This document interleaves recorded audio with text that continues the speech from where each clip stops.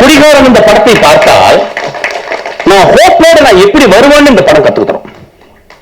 ஒரு குடிகாரனோடு இருந்த ஒரு மனைவி இந்த படத்தை பார்த்தா என் மாமாவை என் அத்தாவை நான் பத்திரமாக எப்படி இன்னும் அன்பு செலுத்தி அவனை பத்திரமாக அந்த அந்த பாயிண்ட் ஆஃப் அந்த இறப்புல இருந்து நான் கொண்டு வருவேன்னு இந்த படம் கத்துறேங்க.